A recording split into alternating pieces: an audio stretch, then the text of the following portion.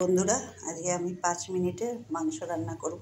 Chicken, দেখুন chicken আছে এখানে 1.5 কিলো, ধুয়ে নিয়েছি পরিষ্কার করে।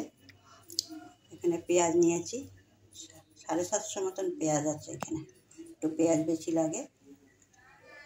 আর আমি মশলার মধ্যে নিয়েছি 2টো রসুন ছুলে নিয়েছি, একটু আদা গ্রেট করে নিয়েছি, একটু গোটা গরম মশলা নিয়েছি, লবঙ্গ, এলাচ, দারচিনি, একটু গোটা গোলমরিচ নিয়েছি, আর কটা তেজপাতা নিয়েছি।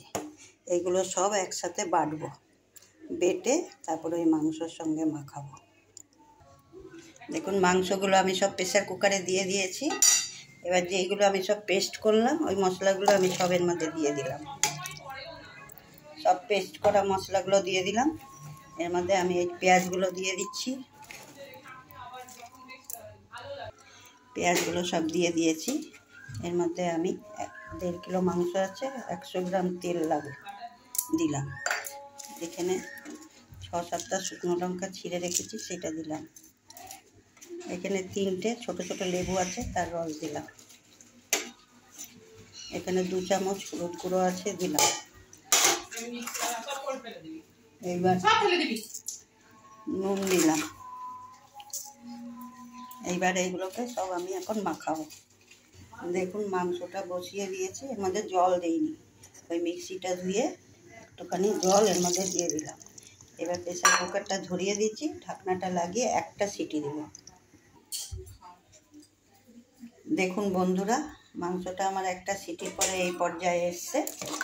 হ্যাঁ, এখন দেখুন এর মধ্যে আমি কিন্তু জল দিইনি, ওই মিক্সিটা ধুয়েই একটু জল দিচ্ছি। এর মধ্যে আমি একটু আলু ভেজে রেখেছি, আলুটাকে দিচ্ছি। এখন আলুটাকে ভেজে রেখেছিলাম, একটু দিয়ে দিচ্ছি। এর মধ্যে একটু কাঁচা পেঁপে দিচ্ছি, কেটে রেখে ধুয়ে রেখেছি, পেঁপেটাও দিব। পেঁপেটা দিলে মাংসের মধ্যে খেতে খুব ভালো লাগে। পেঁপেটা দিয়ে তারপর প্রেসার কুকার বন্ধ করে একটা সিটি দিব। এই দেখুন এগুলো সব আলু আর পেঁপে সব দিয়ে দিয়েছি। এখন আমি প্রেসার কুকার আটকে একটা সিটি দিব, তাহলেই আমার এই মাংসটা হয়ে যাবে। আর এর মধ্যে আমি কিন্তু জল দিইনি, শুধু ওই মিক্সিটা ধুয়ে একটু জল দিয়ে মাংস আর পেঁয়াজের থেকে যা জল বেরিয়েছে সেই জলটা দিয়ে এগুলো এখন আলু আর পেঁপে সেদ্ধ হয়ে যাবে একটা সিটি দিলেই। দেখুন বন্ধুরা, এই যে আমি প্রেসার কুকারে খুলে দিচ্ছি, পুরো ভ্যাপারটা রাখিনি, আমি খুলে দিয়েছি তাড়াতাড়ি সিটিটার থেকে।